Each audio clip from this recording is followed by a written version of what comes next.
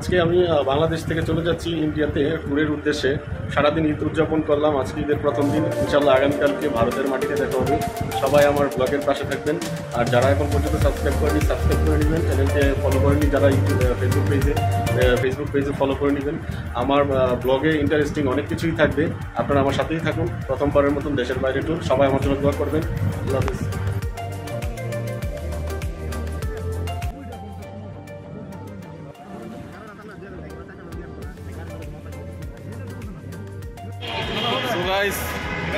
চায়ের বিরতি নিলাম।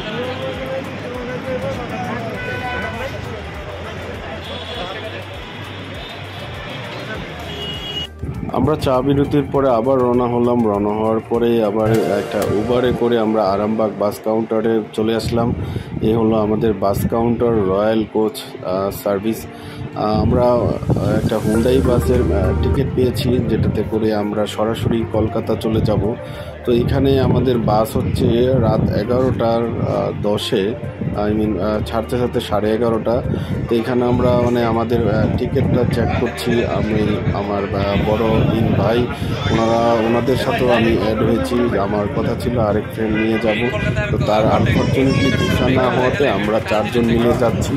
হ্যাঁ, আমরা ওদের যেহেতু চ্যাংরাবান্ধা পোর্ট নেই, সেই কারণে আমাদের বেনাপুর হয়ে যেতে হবে। যেহেতু কোথাও ঘুরতে গেলে একা একা ভালো লাগবে না, সেই জন্য একটা টিম হলে সবচেয়ে বেটার হয়। তা আমরা যখন আমাদের চেকিংটা করালাম, টিকিট সব কিছু ঠিক আছে, তারা বললো 5-6টার সময় চলে আসবে, অপেক্ষা করতে বললো। তো আমরা বেশ সময় ধরে অপেক্ষা করছি। আমরা আগেই চলে এসেছি। আমরা যদি আরও পরে রওনা দিতাম তাও হয়তো আবার যদি রাস্তায় জ্যাম লেগে যায়, সেই জন্য আমরা একটু ভয়ে আগেই চলে আসলাম, যেহেতু একটা দেশের বাইরে ট্যুর প্রথমবারের মতো। তো আসলে বন্ধুরা, আপনারা এই ট্যুরের সাথে আমাদের সাথে অবশ্যই থাকবেন। আমাদের এই ট্যুরে আরও অনেক কিছু আসতেছে। ভিডিওটা যেহেতু অনেক বড় হচ্ছে, আমি পার্ট টু পার্ট করে দিচ্ছি। প্রত্যেকটা পার্টে একটা পার্টের মধ্যে আকর্ষণ থাকবে, অনেক রকমের তথ্য থাকবে। যারা ট্যুর পিপাসু, যারা স্বপ্নের ইন্ডিয়াতে ঘুরতে যেতে চাচ্ছেন, সেক্ষেত্রে আপনারা অনেক কিছু জানতে পারবেন। বাস চলে আসছে, আমরা ইতিমধ্যে বাসের জার্নিটা কেমন হয় পরবর্তীতে শেয়ার করবো। আমরা তো যাইতেছি নাকি? আমরা যাইতেছি না? অবশ্যই আমার যাইতে না। এই জাহাঙ্গীর ভাই কই আটকে গেল নাকি? এই হলো রয়্যাল কোচ বা এসি বাসের সিটগুলোর অবস্থা। তবে সিটগুলো খুবই ভালো, আরামসে অনেক কমফোর্টভাবে বসা গিয়েছিল। তবে আমাদের টিকিট সব না মিলাতে টিকিট ফুরিয়ে গিয়েছে, প্রচুর রাশ। সেই জন্য আমাদের একটু পিছনের সিট পড়েছে। তবে সিটগুলো খুবই আরামদায়ক। আমাদের বাস অলরেডি ছেড়ে দিয়েছে, এখন আমরা এক্সপ্রেসওয়ে হয়ে পদ্মা সেতুর উপর দিয়ে যাচ্ছি। সেক্ষেত্রে আমাদের সময় আসলে কতক্ষণ লাগবে আমি আপনাদেরকে জানিয়ে দিব। আমরা 11:30-এ রওনা দিয়েছি। তো আমাদের জার্নিটা আসলেই এক্সাইটেড, সামনে আরও এক্সাইটেড ঘটনা আসবে, আপনারা সেই পর্যন্ত সাথেই থাকুন। যাত্রা বিরতি দিয়েছে, রাত বাজে 12:30। এটা হচ্ছে সাম্পান হাইওয়ে।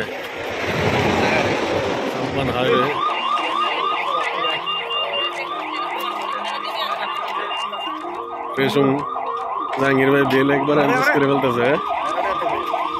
জার্নিটা অল্প সময়ের জন্য, তাই 12:30তেই আমাদের একটা ব্রেক দিয়েছে। তো এখান থেকে যদি আমরা কিছু নাস্তা করি কিংবা টুকটাক খেয়ে নিই কিংবা ওয়াশরুম যাদের থাকে, সেই জন্য আমাদের একটু যাত্রা বিরতি দিয়েছে। তা আমরা সুপারভাইজারকে জিজ্ঞেস করেছিলাম কত সময় লাগবে, তো উনি বলেছে আমরা 2:30টার মধ্যে পৌঁছে যাব। তাহলে সময়টা অনেক কম।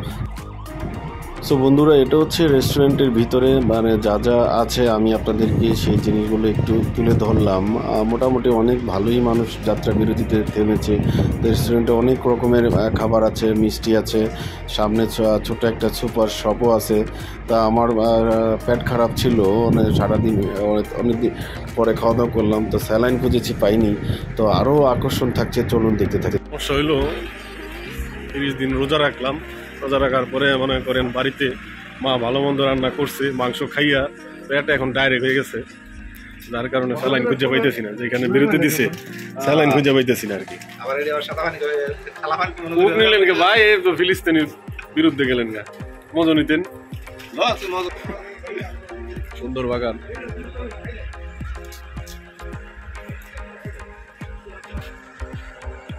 আমাদের দেশ বাংলাদেশ এমনিতেই সুন্দর, ন্যাচারাল বিউটি। হাইওয়ের পাশে রেস্টুরেন্টের ভিউটা খুবই ভালো। আমি একটু ঘুরিয়ে ঘুরিয়ে দেখাচ্ছি। আসলে যে খাবার খেয়েছি পেটটা এখনো ভরপুর আর কি, যার কারণে আমাকে খেতে হচ্ছে না। আবার এমনিতেই আমার পেটটা একটু লুজ হয়ে গিয়েছে, 3-4 বার ওয়াশরুমে গিয়েছি।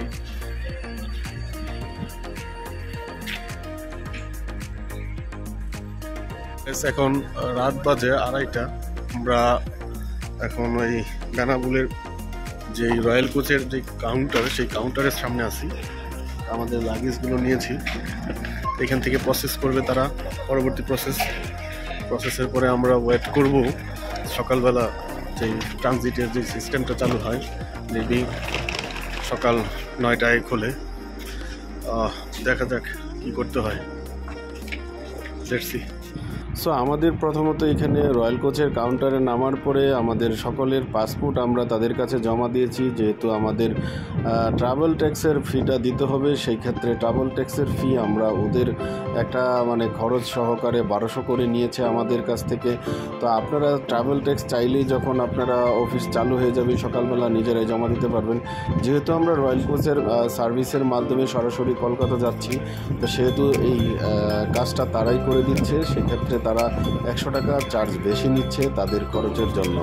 তা এখন আমাদের সব কিছু প্রসেস করা শেষ। তারা শুধু বলেছে এখানে চেকপোস্টের যেই পরবর্তীতে ইমিগ্রেশনের যেই হলটা, সেখানে সবাইকে লাইনে দাঁড়াতে হবে। তো এখানে গিয়ে দেখে একদম নিরিবিলি, রাত তখন অলমোস্ট 3টা। এখন রাত বাজে 4টা, ছোট মোটো অবস্থা।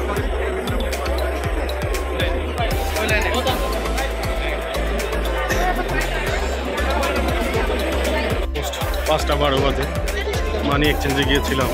তো এখানে 15,000 টাকা পর্যন্ত 71 টাকা 50 পয়সা রেট, আর 15,000-এর উপরে যারা 20,000 টাকা ভাঙাবে 72 টাকা। তো বেশি নিলাম না, কারণ ওই পার গিয়ে আমি আবার নিয়ে নিব। আমার এক ফ্রেন্ড বলেছে সামনে নির্বাচন, বেশি ইন্ডিয়ান রুপি নিয়ে ঘোরাফেরা করা ঠিক হবে না। টাকা হলে পরবর্তীতে আমি নিয়ে করে নিতে পারবো, ভাঙা নিতে পারবো।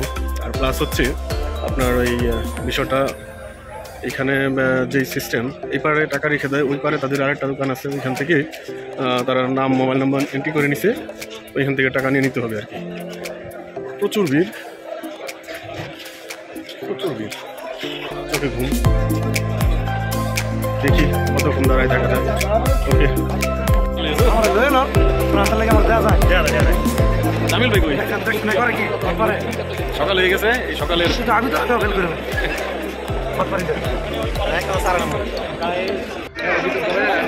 Finally goat hour transaction.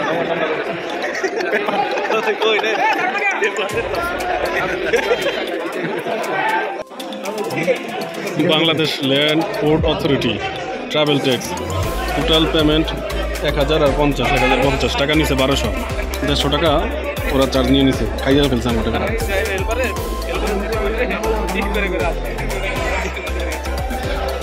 প্রচুর ক্রাউড।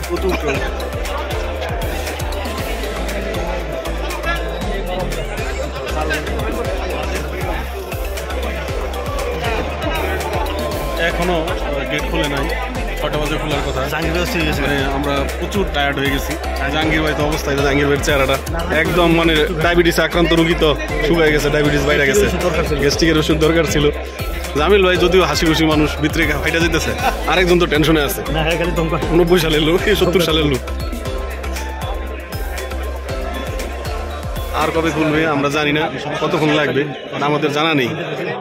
সো গাইস, হঠাৎ যখন সময় চলে এসেছে, এত মানুষের ক্রাউড, প্রচুর মানুষ চারদিকে চাপাচাপি শুরু করেছে।